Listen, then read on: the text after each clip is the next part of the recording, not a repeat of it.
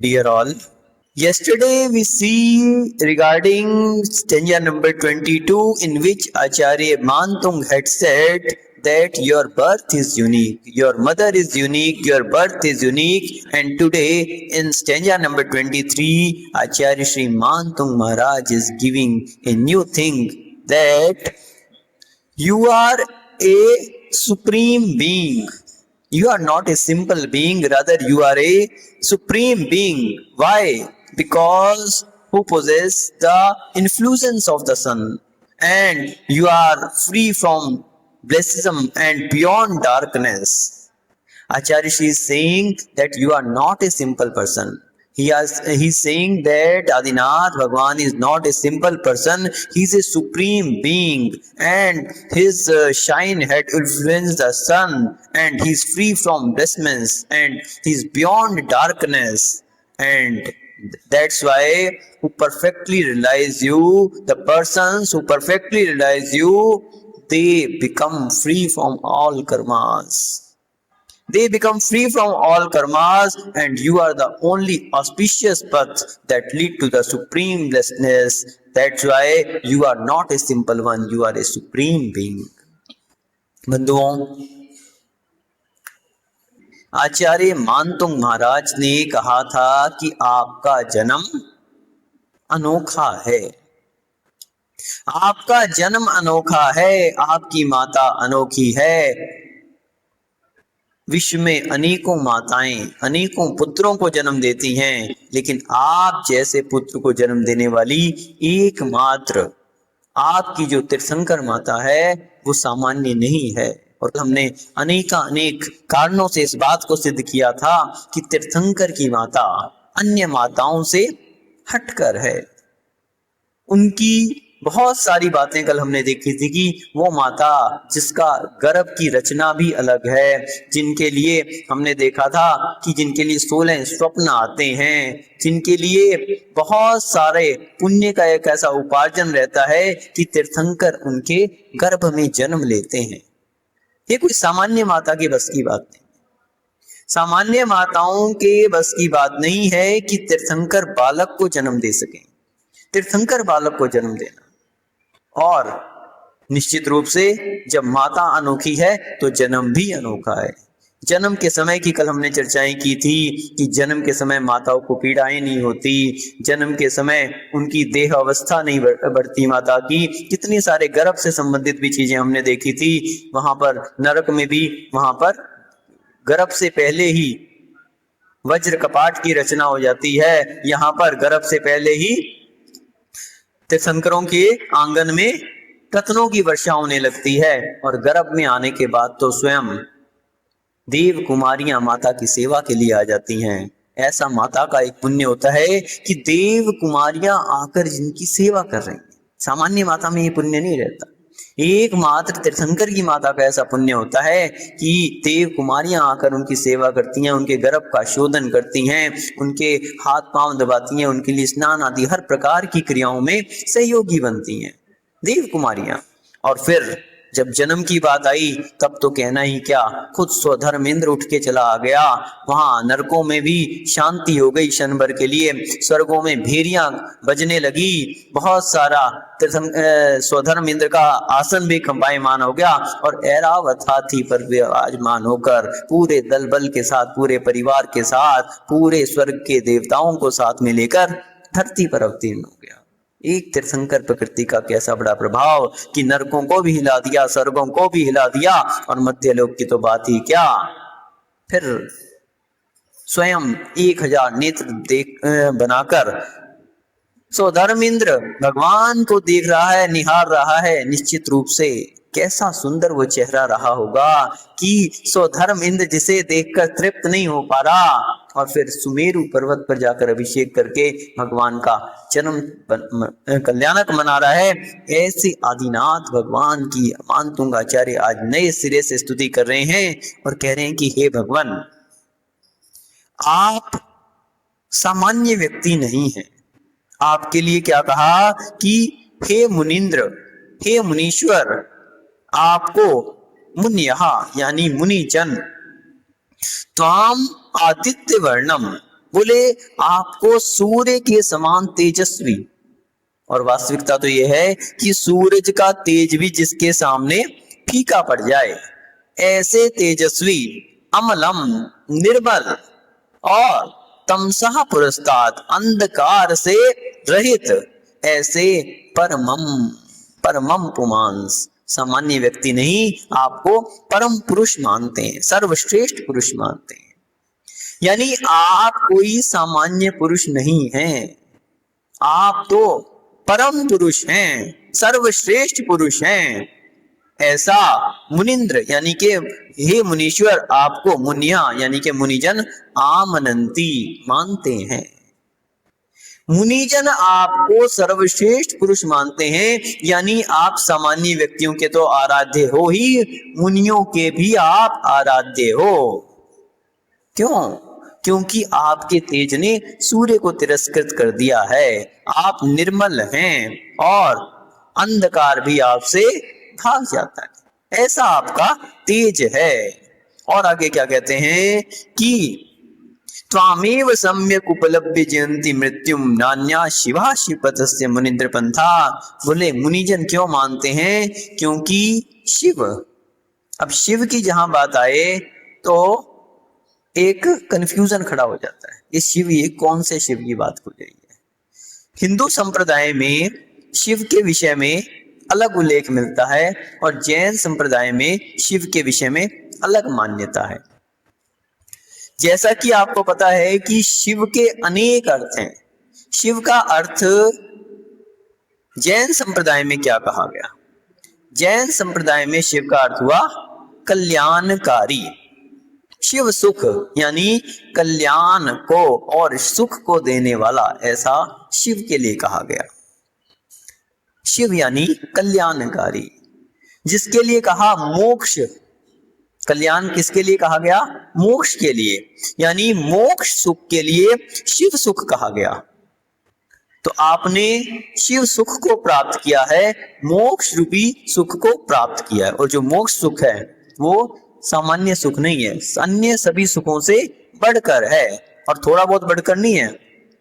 सामान्य सुख की तो बतलाते हैं कि विषयों का जितना भी सुख है, जितना भी सुख है, संसार के 3 लोक के जितने भी विषयों संबंधी सुख है, उसको सारे को इकट्ठा कर लिया जाए, सारे के सारे को इकट्ठा कर लिया जाए, और एक समय का नहीं, भूतकाल का, वर्तमान काल का और भविष्य काल का जितना भी सुख है, उस सारे के सारे सुख को, विषय संबंधी सुख को इकट्ठा कर लिया जाए और फिर उसको अनंत से गुना कर दिया जाए। उसको अनंत से भी गुना कर दिया जाए तो भी वो सुख जो है शिव सुख के एक क्षण की भी बराबरी नहीं कर सकता। यानी तीनों लोकों का और तीनों कालों का समस्त सुख मिलकर अनंत गुना भी कर दिया जाए तो भी मोक्ष सुख का एक क्षण भी उससे सुख बढ़कर है। इतना बड़ा मोक्ष सुख है, सोचो कितना बड़ा मोक्ष सुख। किसी ने पूछा कि मोक्ष में कैसा सुख है? मोक्ष में दाऊ जी बता सकते हैं मोक्ष का सुख कैसा है? अनंतानुबंधी? अरे क्या बोल रहे हो? गड़बड़ हो गया थोड़े से शब्द। अनंतानुबंधी तो कर्म होते हैं, तो अनंतानुबंधी तो कषाय होती है। अनंत सुख है, अनंत सुख है, अनंतानुबंधी नहीं, अनंत सुख है। तो एक प्रश्न उठा कि आप मोक्ष जाना चाहते हैं या नहीं। एक छोटा सा बच्चा आचार्य विराग सागर जी महाराज के पास आया और आचार्य जी ने उससे पूछ लिया, क्यों बेटे तुम मोक्ष जाना चाहते हो? नहीं। और वो बेचारा सोच में पड़ गया। आचार्य श्री पूछ रहे हैं मोक्ष जाना चाहते हो या नहीं? आकर्ष तुम मोक्ष जाना चाहते हो या नहीं? जाना चाहते हैं। अब वो छोटे बच्चे से पूछ लिया, अब उसे पता ही नहीं कि मोक्ष में क्या होता है। अब वो सोचे क्या उत्तर दें आचार्य श्री की बात का। उसने कहा पहले कुछ बताओ तो सही, मोक्ष के सुख के विषय में होता क्या है ये? बोले वहां पे चॉकलेट मिलेगी क्या?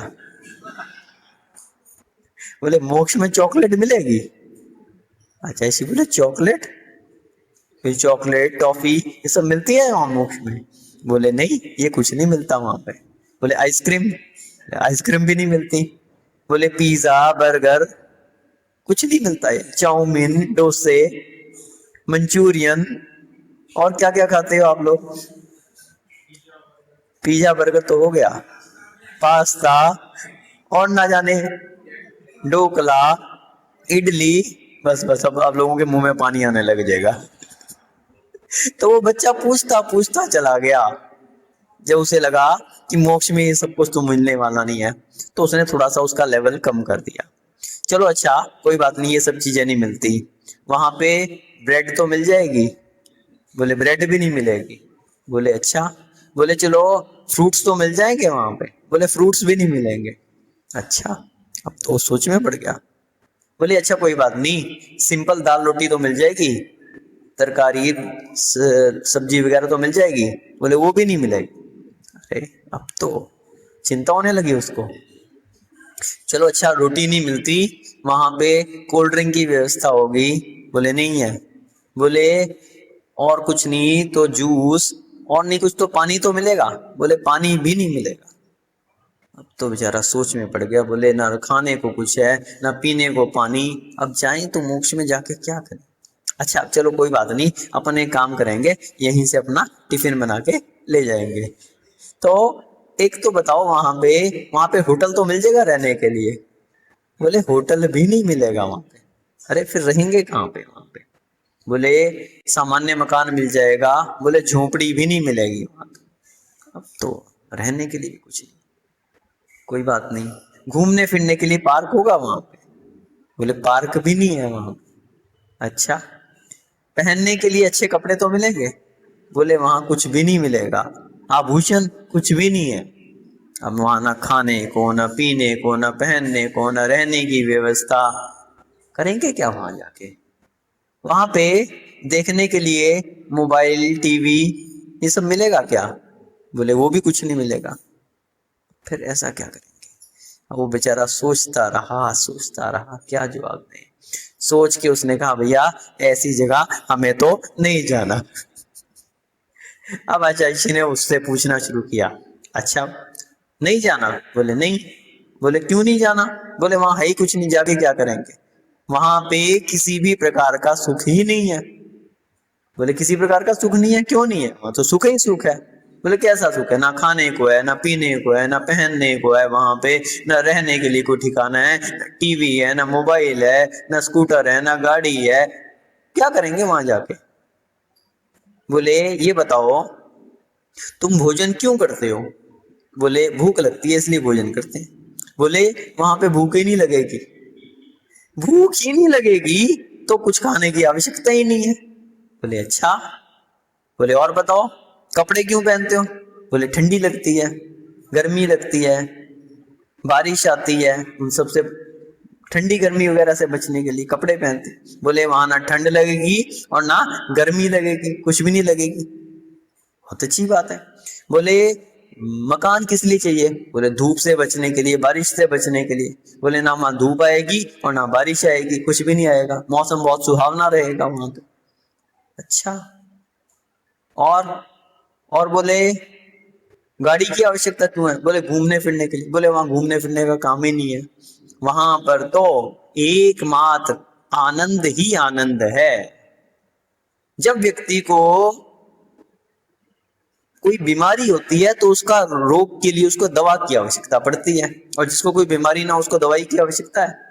जिसके लिए भूख लगे उसको रोटी की आवश्यकता है, और जिसको भूख ही ना लगे कभी, अब रोटी की आवश्यकता नहीं। जिसके लिए प्यास ही ना लगे, पानी की आवश्यकता नहीं। तो बोले वहां पर ये सब समस्याएं ही नहीं है, इसलिए वहां पर अव्यापाद सुख है जिसमें कभी भी बाधा नहीं पड़ती, ऐसा असीम सुख वहां पर है। बोले अच्छा अगर ऐसी बात है तब तो हम मोक्ष जरूर जाएंगे। तो कहने का तात्पर्य यह है कि मोक्ष सुख जो है वो एक ऐसा है जिसके लिए कहा कि कल्पना से भी जो अतीत है, वाणी से भी जिसका वर्णन किया नहीं जा सकता, क्योंकि वो असीमित है। सीमित बात को तो वाणी कही जा सकती है और असीमित बात को थोड़ी कह सकती है। तो ऐसा वहां का शिव सुख, ऐसा शिव सुख यानी कल्याणकारी मोक्ष सुख को आपने प्राप्त किया है। अब शिव की जब बात आती है तो हिंदू संप्रदाय में शिव का एक अलग रूप दिखता है। शिव जिसके लिए बहुत सारे नाम आते हैं, कोई महादेव कहता है, कोई शंकर कहता है, कोई भोलेनाथ कहता है, कोई नीलकंठ, कोई त्रिलोचन, कोई पशुपतिनाथ, कोई महेश, कोई भोले भंडारी, कितने सारे नाम शिव के आते हैं। अब बात यह है कि यहाँ पर आदिनाथ भगवान की चर्चा हो रही है और यहाँ पर मानतुंगाचार्य शिव की बात कर रहे हैं। ऐसा क्यों? तो वास्तविकता में जब हम शिव के स्वरूप को देखते हैं तो हमें ऐसा लगता है कि ये जो शिव का स्वरूप है ये वास्तविकता में आदिनाथ भगवान के स्वरूप का वर्णन करके उसको किसी कवि ने अथवा किसी शिल्पकार ने अथवा किसी चित्रकार ने उसको वैसा रूप बना दिया। जैसे कोई चीज, जब कभी कंप्यूटर नहीं था तो क्या करते थे, सामान्य रूप से कंप्यूटर नहीं होता था तो बच्चों को एक लाइब्रेरी में जाके एक ऐसा दिखा देते थे, एक दिन 2 दिन के लिए उनका प्रैक्टिकल होता था कि ऐसा कंप्यूटर होता है। आजकल तो घर घर में कंप्यूटर है, तो पहले इस तरह से नहीं था। आज से 25 साल 30 साल पहले घर घर में कंप्यूटर नहीं रहते थे, तो बच्चों को लाइब्रेरी में एक दिन उनका विशेष पीरियड रहता था, सारे बच्चों को एक साथ बुला के और दिखा दिया जाता है ये कंप्यूटर है, ये ऐसा ऐसा हुआ करता है। हम लोग भी जब बहुत छोटे छोटे थे स्कूल में तो उस समय कंप्यूटर की जब नई क्लास शुरू हुई थी तो ऐसा दिखा दिया जाता था कि बस ऐसा कंप्यूटर होता, और वो भी कैसा, छोटी सी स्क्रीन रहती थी उसकी, ब्लैक एंड व्हाइट और इस टाइप का। वो आजकल तो बहुत बड़ी। तो ऐसे जब शिव के विषय में बात आई, अब शिव का स्वरूप लोगों ने शास्त्रों में पढ़ा, अब शास्त्रों में पढ़ा देखा तो है नहीं, अब उसको उन्होंने एक रूप बना दिया, उसका एक रूप बना दिया उस वर्णन को सुन के। वो कैसे बनाया? तो शास्त्रों में बात आई, या यूं कहें कि शिव के स्वरूप को देख के हम आदिनाथ भगवान के स्वरूप को जब चिंतन करते हैं तो वो कैसे उसमें उसका कंपैरिजन किया जा सकता है। तो शिव का स्वरूप जब हम हिंदू शास्त्रों में देखते हैं तो त्रिशूल को धारण किए, उसने क्या किया हुआ है, एक त्रिशूल को लिए हुए। अब ये त्रिशूल क्या है? 3 शूल यानी रत्नत्रय, जिनके द्वारा शत्रुओं का संहार किया जाता है। तो हे आदिनाथ भगवान, आपने रत्नत्रय रूपी त्रिशूल के द्वारा कर्म रूपी शत्रुओं को संहार कर दिया है। ऐसे आदिनाथ भगवान हैं। शिव के लिए बतलाते हैं कि कैलाश पर्वत पर निवास करते हैं, और आदिनाथ भगवान को मोक्ष कहां से हुआ था? कैलाश पर्वत से हुआ था। शिव के लिए बतलाते हैं कि गंगा उनके पास से उनसे निकलती है। तो वास्तविकता में गंगा रूपी नदी जिसकी धारा निकलती है वो वास्तविकता में क्या है? ज्ञान गंगा, जिनवाणी, जिनेंद्र भगवान की वाणी, ऐसी ज्ञान रूपी गंगा। आप पढ़ते हैं ना कि वीर हिमाचल ते निकसी गुरु गौतम के मुख कुंड धरी है, मोह महात्म भेद चली जल की चढ़ता तप दूर करी है। तो वीर हिमाचल से निकली, वीर अथवा महावीर कहो अथवा आदिनाथ भगवान को, कोई भी तीर्थंकर कहो, ऐसे हिमाचल से, हिमालय से, हिमालय यानी कैलाश पर्वत, कैलाश पर्वत से जहां आदिनाथ भगवान का निवास है, तो ऐसे वीर रूपी हिमाचल से जो जिनवानी, वीर हिमाचल ते निकसी गुरु गौतम के मुख, जिन्हें गौतम रूपी गंधर्वों ने झेला है, ऐसी जिनवानी रूपी गंगा, ज्ञान गंगा जिनके पास से अवतरित हुई है। और आगे देखते हैं अपन, नंदी शिव का वाहन बताते हैं। नंदी यानी बैल, आदिनाथ भगवान का चिन्ह क्या है? बैल है। तो नंदी उनका वाहन बता दिया, वास्तविकता में वो आदिनाथ भगवान का चिन्ह है। जिसने प्रतिमा देखी, नीचे बैल देखा तो उन्होंने उसको शिव का वाहन बता दिया कि नंदी है। और आगे देख लें आप, जो कि जटाजूट को धारण किए हुए, जो शंकर हैं, शिव हैं, उनकी क्या बताई? जटाजूट, बहुत सारी जटाजूट। तो आदिनाथ भगवान ने लगातार 6 माह तक क्या किया था? योग को धारण किया था। और जिस समय योग को धारण करते हैं उस समय केश लोच का विकल्प भी उनके लिए नहीं रहता। तो उनकी जो बाल हैं, केश विन्यास है, वो क्या है? बढ़ गया। आप देखो, यद्यपि 4 महीने में 6 महीने में बाल ज्यादा नहीं बढ़ते, ये बात तो सही है, लेकिन शिल्पकार एक बात को दिखाने के लिए, इस इतिहास को दर्शाने के लिए कि 6 माह तक उन्होंने योग को धारण किया था, इस कारण उनके बाल बहुत लंबे हो गए। अब आप कहीं भी आदिनाथ भगवान की प्रतिमा देखो तो प्राय करके उसमें यहाँ कंधे तक उनकी चोटी दिखा देती है। आप क्या नाम से अपने ये यशोदा तीर्थ में देखो, जो लेफ्ट हैंड साइड में जो वेदी है वहां पर एक प्रतिमा है, उसमें बालों का जो आकार दिखाया गया वो कहां तक दिखाया है? कंधे तक दिखाया गया। तो जहां कहीं भी कंधे तक की जो आप बाल दिखाएं तो उससे पता लग जाता है कि ये किसकी प्रतिमा है? आदिनाथ भगवान की प्रतिमा है, आदिनाथ भगवान की प्रतिमा है। तो इस प्रकार से बहुत जगह इस बात से ही पहचान की जाती है, जहां पुरानी प्रतिमाएं रहती हैं, जहां पर चिन्ह भी नहीं रहता, वहां पर इसी बात से पहचान की जाती है कि जिनके केश विन्यास बड़े हुए हों वो आदिनाथ भगवान की प्रतिमा है। जब हम उदयगिरी खंडगिरी में देखते हैं तो वहां पर एक उनका केश विन्यास एक इतना सुंदर दिखाया है कि उसको एक मुकुट का रूप दे दिया, मुकुट का रूप दे दिया, जिसे आप कहते हैं जगन्नाथ, जिसके लिए एक बहुत बड़ा मेला लगता है ना। तो जो जगन्नाथ का मेला जिसके लिए कहते हैं जगन्नाथ, तो वो वास्तविकता में वहां पर आदिनाथ भगवान की प्रतिमा है। और आदिनाथ भगवान की पुरानी प्रतिमा, आप उसका बहुत बड़ा इतिहास है, यदि आपको उसमें पढ़ना हो तो आचार्य विराग सागर जी महाराज ने उस विषय में बहुत शोध खोज की है। जब हम उदयगिरी खंडगिरी में थे तो वहां पर आचार्य जी ने बहुत सारी शोध खोज की, वहां की गुफाओं के विषय में देखा, और फिर वहां का जो राजा खारवेल हुआ था उसके विषय में बताया था कि खारवेल जो है उसने एक युग प्रतिक्रमण भी करवाया था, और उसका पूरा इतिहास एक पुस्तक के रूप में उन्होंने संग्रहित किया था, जिसका नाम आया था खारवेल, सम्राट खारवेल का ऐतिहासिक, ऐसे कुछ करके पुस्तक का नाम है। तो वो पुस्तक में पूरा का पूरा वहां का जगन्नाथपुरी जिसके नाम से विख्यात है, जिसमें जगन्नाथपुरी का मेला लगता है, और वहां पर राजा खारवेल ने अपनी 17 लाइनों में ब्राह्मी लिपि में अपना जीवनी लिखी थी। वो सारी की सारी सम्राट खारवेल का ऐतिहासिक शिलालेख, उसका पुस्तक का नाम है, अगर किसी को चाहिए हो तो हमारे पास भी उपलब्ध है, सम्राट खारवेल का ऐतिहासिक शिलालेख। ऐसा आचार्य विराग सागर जी महाराज ने एक पुस्तक प्रकाशित की थी।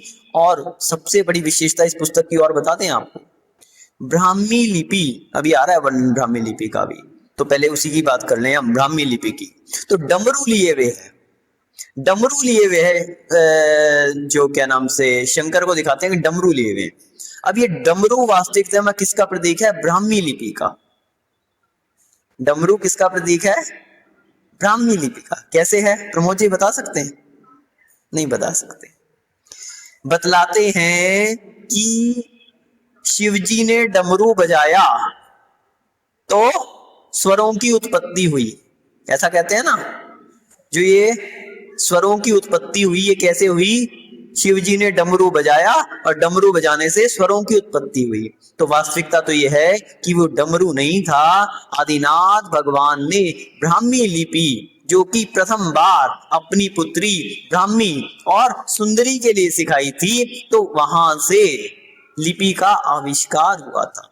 उससे पहले मौखिक बोला जाता था, लिखने की पद्धतियां नहीं थी। आदिनाथ भगवान ने प्रथम बार ब्राह्मी लिपि अपनी ब्राह्मी को सिखाई थी, तो वहां से स्वर अक्षर आदि का, अथवा अन्यथा स्वरों के लिए तो कहते हैं कि ये अव्यय हैं। ये स्वर कैसे होते हैं? इनका कभी भी व्यय नहीं होता, कभी नाश नहीं होता, अक्षय हुआ करते हैं।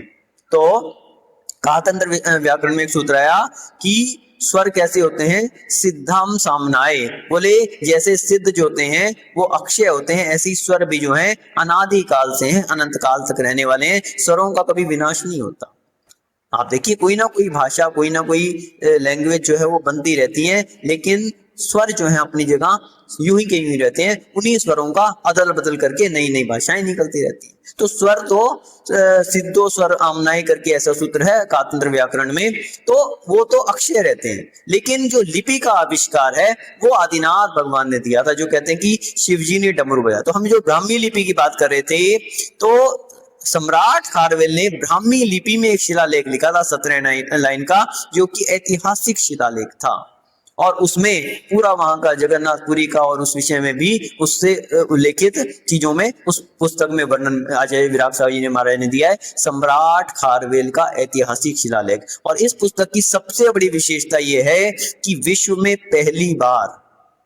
पहली बार ब्राह्मी लिपि की फॉन्ट जो कि इस पुस्तक में प्रकाशित हुई है, जो सम्राट खारवेल का शिलालेख था, उसके जो जैसा का जैसा वहां ब्राह्मी लिपि में लिखा हुआ था, वैसा का मतलब उसी ब्राह्मी लिपि में इस पुस्तक में भी प्रकाशित हुआ। फिर उसके साथ उसका हिंदी में उसका अर्थ आदि दिया, उसका अन्वय दिया, उसका विशेष अर्थ आदि सारी चीजें दी। लेकिन ब्राह्मी लिपि की फॉन्ट में पहली बार कोई पुस्तक अगर प्रकाशित हुई है जिसमें सम्राट इसका खारवेल का शिलालेख प्रकाशित हुआ है, वो आचार्य विराग सागर जी महाराज के द्वारा लिखी हुई इस पुस्तक में प्रकाशित हुआ है। तो इसलिए जो डमरू है उसका वो किसका प्रतीक है? ब्राह्मी लिपि का प्रतीक है। और फिर आगे हम देखें कि अर्धनारीश्वर, शंकर का एक नाम क्या आता है? अर्धनारीश्वर। कुछ लोगों ने आदि शिव की और आदि पार्वती की फोटो बना के उसको एक चित्रित कर दिया अर्धनारीश्वर, यानी आधा शरीर नर का और आधा शरीर नारी का। लेकिन अर्धनारीश्वर का अर्थ क्या है? कोई बतला सकता है? आप तो शाब्दिक अर्थ बताओ ना। अर्धनारीश्वर, चार घातीय कर्मों का तो ठीक है, उसको अर्धनारी यस्य सा ईश्वरः अर्धनारीश्वरः। अर्ध यानी आधे, ना नहीं है, अरि यानी शत्रु, ऐसे ईश्वर। कौन से शत्रु? कर्म रूपी शत्रु, यानी 8 कर्मों से जिन्होंने आधे 4 घातिया कर्मों को नाश कर दिया, ऐसे अर्ध ना अरि ईश्वर, ऐसे आदिनाथ भगवान हैं। फिर आगे देखें आप, त्रिनेत्री, शंकर को क्या कहते हैं? त्रिनेत्री, 3 नेत्रों को धारण करने वाले। बहुत जगह आदिनाथ भगवान के लिए भी, और यूं कहें कि सभी तीर्थंकरों के लिए भी हमारे यहाँ आगम में त्रिनेत्री कहा। त्रिनेत्री का क्या अर्थ है?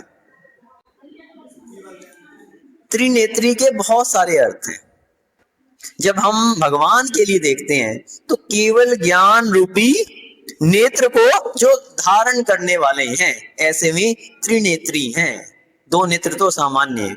जब हम सलेहा में जाते हैं, सलेहा पन्ना में एक गांव है सलेहा। कहां पे है ये? है विंध्य श्री माता जी का जन्म स्थान, ऐसा सलेहा गांव पन्ना जिले में। और किसके पास में है ये? श्रेयांसगिरी जो क्षेत्र है, जिसका परम पूज्य आचार्य विराग सागर जी महाराज ने पूरा जीर्णोद्धार करवाया था। एक ऐसा क्षेत्र जो कि बिल्कुल समाप्त हो चुका था, जहां पे जाने के लिए रास्ता तक नहीं बचा था। और जब लोगों को भेजा वहां पे तो उनके घुटने छिल गए, ऐसा वहां पे वो था। और सारे के सारे जब ऊपर भगवान के मंदिर तक पहुंचे तो वहां पर भगवान की मूर्ति से वहां के जो लकड़ियां काटने वाले थे वो अपने शस्त्रों को मूर्ति से घिस के तेज करते, मूर्ति के पत्थर से घिस के अपने शस्त्र तेज करते थे। गायें भैंसे वहां पे उस मंदिर का जो छोटा सा गुफा थी, वो मंदिर तो कुछ भी नहीं, उसमें बैठ के वहां पे गोबर करती थी, वहीं बैठने का उनका, पशुओं को बैठने का स्थान था, ऐसी जिसकी स्थिति थी वहां पे 1991 में आचार्य ऋषि ने चातुर्मास किया। फिर उसके बाद 2001 में किया, 2003 में चातुर्मास किया, 2002 में चातुर्मास किया, फिर 2014 में हमें भी आचार्य ऋषि के साथ चातुर्मास करने का उसमें सौभाग्य मिला। फिर उसके बाद अंतिम चातुर्मास भी आचार्य ऋषि का 2023 में श्यासगिरी में हुआ। तो ऐसा क्षेत्र जिसके लिए आज विश्व के धरातल पर एक प्रमुख स्थान रख रहा है, जो एकमात्र परम पूज्य आचार्य विराग सागर जी महाराज की देन है, ऐसा श्यासगिरी क्षेत्र। और उसके पास एक गांव है स्लेहा, वहां पे मंदिर में एक प्रतिमा है, उसमें 3 नेत्र बने हुए हैं, वहां माथे पर भी एक नेत्र बना हुआ है, तो त्रिनेत्री का प्रतीक। तो भगवान के लिए त्रिनेत्री क्यों कहा? क्योंकि केवल ज्ञान रूपी नेत्र को धारण कर। और मुनियों के लिए भी त्रिनेत्री कहा, क्यों कहा? आगम तीजा नैन बताया, जो 2 आंखों से तो देखते हैं, लेकिन आगम के दृष्टिकोण से भी हर चीज को पहले परखते हैं, ऐसे मुनियों के लिए भी त्रिनेत्री कहा। तो जहां शंकर के लिए त्रिनेत्री कहा, वो भी वास्तविकता में आदिनाथ भगवान के केवल ज्ञान का प्रतीक है। फिर अपन देखते हैं बहुत सारी चीजें, कहीं चंद्रमा को सिर पे धारण किए हुए, तो कांति जिनकी चंद्रमा से बढ़कर है, ऐसे आदिनाथ भगवान हैं। पार्वती सहित हैं, पर्वतों पे निवास करने वाले ऐसे पार्वती। तो आदिनाथ भगवान के लिए विशेषण दिया। कितनी सारी चीजें हम देखे हैं कि जिन्होंने हलाहल को गले में धारण किया था, विष हलाहल को जिन्होंने गले में धारण कर लिया, ऐसे आदिनाथ भगवान जिन्होंने संसार रूपी विष, संसार में जितनी भी बुराइयां हैं उन्हें अपने अंदर ही समा दिया, उसे बाहर नहीं आने दिया। किसी ने भी कोई बुराई की तो वीतरागी प्रभु उनको क्या करते हैं? अपने अंदर ही लेकर उसको समाप्त कर देते हैं, उसका पलट के जवाब नहीं देते। एक सामान्य व्यक्ति की क्या बात रहती है, किसी ने जरा सा कुछ कहा और तुरंत से उसको पलट के, उसने 1 सुनाई तो अपन 4 सुनाएंगे। लेकिन आदिनाथ भगवान विष को भी अगर कोई दे उनको, तो उसको अपने अंदर ही धारण करके समता रूपी जल से उसको समाप्त कर देते हैं, उसका कोई भी प्रत्युत्तर नहीं देते। ऐसे हलाहल को भी पचाने वाले हैं और संसार का अंत करने वाले। हिंदू संप्रदाय में क्या कहता है कि ब्रह्मा जी जो हैं वो सृष्टि की रचना करते हैं और विष्णु जी उसका पालन करते हैं, और शंकर यानी महेश जिनके लिए कहा, वो क्या करते हैं? संहार करते हैं। ऐसा शंकर के लिए आता है, शिव के लिए आता है कि वो क्या करते हैं? संहार करते हैं। सोचो, यदि सृष्टि के रचयिता, पालनहार और संहारक हो गए, तो क्या वो भगवान कहे जा सकते हैं? भगवान तो वो हैं जिन्हें सृष्टि के किसी प्राणी से कोई मतलब ही नहीं रह गया। तो यहां पर संहारक क्यों कहा आदिनाथ भगवान के लिए? इन्होंने बाहर की सृष्टि का संहार नहीं किया, बल्कि अपने संसार का अंत कर लिया। जो संसार में ये अनंत काल से परिभ्रमण करते आ रहे थे, ऐसा संसरति इति संसारः। संसार का क्या अर्थ है? संसरति, जहां पे संचरण होता है, जहां पे घूमते है व्यक्ति, अनादिकाल से जहां पे भटक रहा है, संसरण कर रहा है, वो संसार है। और उस संसरण करने वाले संसार का इन्होंने अंत कर लिया और लोकांत पर जाकर विराजमान हो गए। ऐसे आदिनाथ भगवान के लिए सृष्टि का संहारक नहीं कहा, बल्कि अपने संसार का अंत करने वाले आदिनाथ भगवान थे। नामों के विषय में जब हम देखते हैं तो महादेव, देवों के भी देव, जिन्हें देवता पूजा करते हैं, ऐसे महादेव हैं। शंकर, शंकरोति इति शंकरा, शांति को देने वाले हैं, इसलिए आप शंकर हैं। भोलेनाथ, भक्तों पे बहुत जल्दी प्रसन्न हो जाते हैं। वास्तविकता तो ये है कि भगवान ना किसी पे रुष्ट होते हैं और ना ही प्रसन्न होते हैं, लेकिन जो भी उनकी भक्ति करता है, अपुण्य पापम पर पुण्य हेतु, दूसरे के लिए पुण्य का हेतु बन जाते हैं। आप तो पुण्य पाप से रहित हैं, लेकिन जो आपकी अच्छे मन से भक्ति करता है तो उसके सभी पाप नष्ट होते हैं, पुण्य की उनके लिए प्राप्ति हो जाती है। ऐसे भोलेनाथ भंडारी जिनके पास केवल ज्ञान रूपी भंडार है, अनंत चतुष्टय रूपी लक्ष्मी से जो सुशोभित हैं और बाह्य में समवसरण रूपी लक्ष्मी से सुशोभित हैं। तो ऐसे भंडार को धारण करने वाले भंडारी, नीलकंठ और पशुपति नाथ, कितने सारे विशेषण, सभी के आप नाथ हैं। और त्रिलोचन बता ही दिया हमने, केवल ज्ञान रूपी लोचन को धारण करने वाले ऐसे आदिनाथ भगवान हैं। और एक बात आती है कि रुद्राक्ष की माला को धारण किया, क्या दिखाया? रुद्राक्ष। तो इस विषय में थोड़ा सा एक अंतर है कि रुद्राक्ष, रुद्र अक्ष, अक्ष यानी इंद्रियां। तो हमारे यहाँ एक रुद्र का उल्लेख आता है कि 11 रुद्र हुए। तो 11 रुद्रों के विषय में वहां पर शिव आदि के विषय में, जिनके अलग अलग नाम है, सात्विकी रुद्र है, ऐसे रुद्रों के विषय में उल्लेख आता है। तो अक्ष यानी इंद्रियों पर जो संयम नहीं रख सके, ऐसे रुद्राक्ष की माला को जो धारण करते हैं, ऐसे रुद्र का भी हमारे यहाँ उल्लेख आता है। तो उस विषय में भी, क्योंकि समय काफी हो रहा है, तो उसके विषय में रौद्र कर्म को वो करने वाले होते हैं, रुलाने वाले होते हैं। तो ऐसे रुद्र का यहाँ उल्लेख आता है। तो उनकी भी तुलना जो है महादेव आदि से की गई है, जिसके लिए शिवलिंग आदि की कथा आती है, जिसके विषय में यदि आपको विस्तार में देखना हो तो जैन शास्त्रों में उसके विषय में उल्लेख मिलता है। तो कहने का अर्थ यह है कि जहां हम शिव की बात करें तो शिव के विषय में यहाँ पे कल्याणकारी अथवा मोक्ष सुख के विषय में कहा गया, अथवा उस सुख को प्राप्त करने वाले आदिनाथ भगवान हैं। इसलिए आचार्य मानतुंग देव उनकी स्तुति करते हुए कहते हैं कि हे मुनीन्द्र, जो मुनिजन हैं, आपको सूर्य के समान निर्मल और अंधकार से रहित परम श्रेष्ठ ऐसे पुरुष आपके लिए मानते हैं, क्योंकि आपको ही त्वम एव, आपको ही सम्यक उपलब्धि, आपको ही भली भांति प्राप्त करके क्या होता है, मृत्यु को भी मृत्युम जयंती, मृत्यु को भी जीत सकते हैं। शिव सुख को जो प्राप्त कर लेता है, अब उसके लिए जन्म जरा मृत्यु का भय भी नहीं रहता, उसने मृत्यु को भी जीत लिया है। तो वास्तविकता में ऐसा अन्य दूसरा शिव यानी कल्याणकारी पंथा मार्ग ना अस्ति, और ऐसा कोई भी कल्याणकारी मार्ग दिखाने वाला नहीं है, एकमात्र आप ही हैं जो शिव सुख के मार्ग को दिखाने वाले हैं, और जिसके द्वारा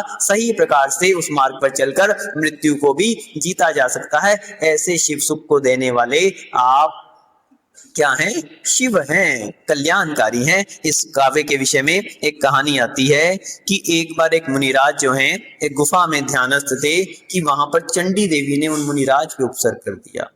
चंडी देवी ने उन मुनिराज पे उपसर्ग किया और राजा वहां का जो था उसने उपसर्ग निवारण के लिए तांत्रिक को बुलाया, लेकिन कोई भी हल नहीं निकला। तो वहां पर एक भक्त था, श्रावक, जिसका नाम महीचंद्र था। तो उसने उपसर्ग दूर करने के लिए कहा तो राजा हंसने लगा, लेकिन महीचंद्र ने जिद करके गुफा में घुस गया और वहां पर 22वां और 23वां काव्य, इसके भक्तामर के इस काव्य के छंद को पढ़कर और उसके रिद्धि मंत्रों की जाप से उन्होंने मानस्तंभी देवी को बुलाया, और उसके मानस्तंभी देवी के आने से चंडी देवी उसके चरणों में पड़ के गिड़गिड़ाने लगी और वो उपसर्ग दूर हो गया। वहां के राजा ने भी और प्रजा ने भी भक्तामर स्तोत्र की महिमा को गाकर उसको अपने जीवन में धारण किया। ऐसा ये भक्तामर स्तोत्र है जिसके एक एक काव्य का बहुत बड़ा महत्व है।